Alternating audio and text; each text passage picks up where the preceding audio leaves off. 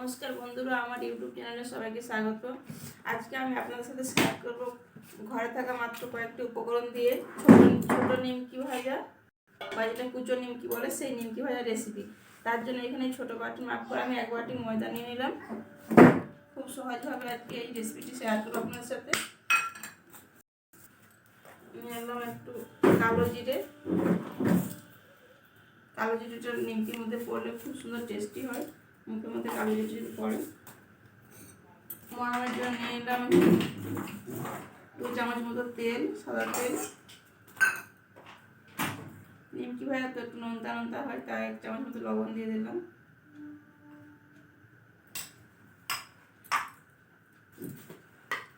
আর 1 চামচ মতো চিনি দিয়ে দিলাম। তো সব কটি উপকরণ ভালোভাবে মিশিয়ে নেব।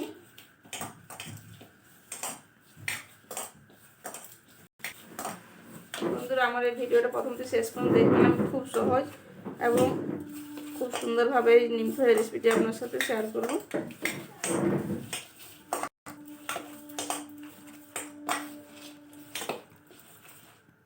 এভাবে হাতের সাহায্যে ময়ামটা করে নেব। দুটো হাতে তালু দিয়ে এভাবে ঘষে ঘষে ময়াম করে নেব খুব ভালোভাবে, তাহলে ভেতর থেকে খুব খাস্তা হবে নিমকিগুলো। বন্ধুরা, খুব ভালোভাবে ময়ামটা করে নিয়েছি, সব কিছুর সাথে ভালোভাবে মিশিয়ে নিয়েছি। দেখুন, এবার নর্মাল জল দিয়ে একটা শক্ত ডো বানিয়ে নেব। এভাবে একটু জল দেবো, একটা শক্ত ডো বানিয়ে নেবো এইভাবে।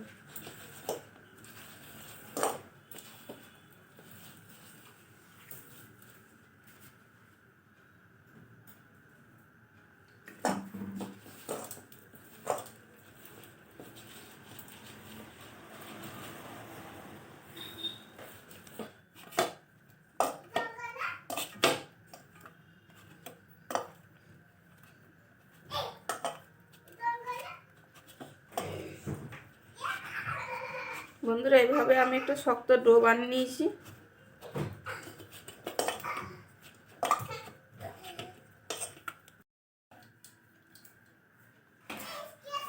এবারে চাকি বেলনির সাহায্যে বেলে নেব।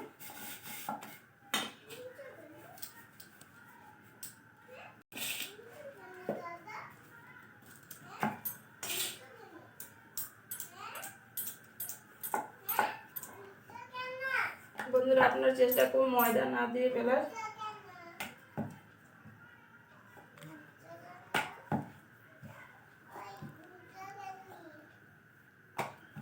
রুটির মতো একটু পাতলা করে বেলে নেবেন।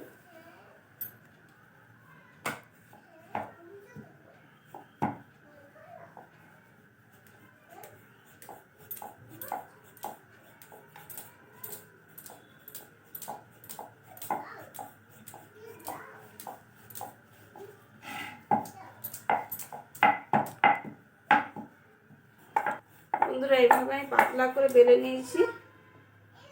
এভাবে রুটির মতো পাতলা করে বেলে নিয়েছি। এবার ছুরির সাহায্যে কেটে নেব।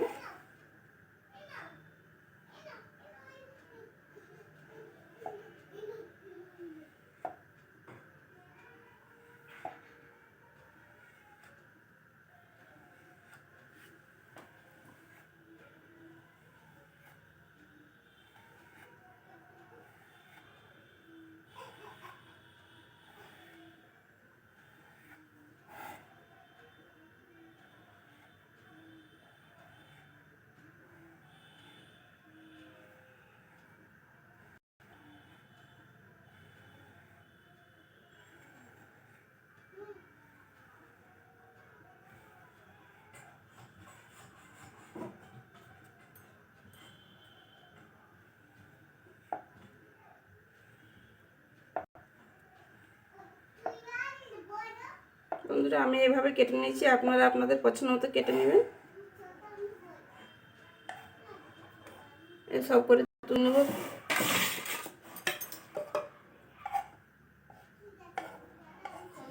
নিমকিগুলো আমি এভাবে কেটে নিয়েছি। গ্যাসের মধ্যে কড়াই চেপে কড়াইতে তেল দিয়ে, তেল খুব ভালোভাবে গরম হয়ে গেছে। এবার নিমকিগুলো এক এক করে সব ছেড়ে দেবো।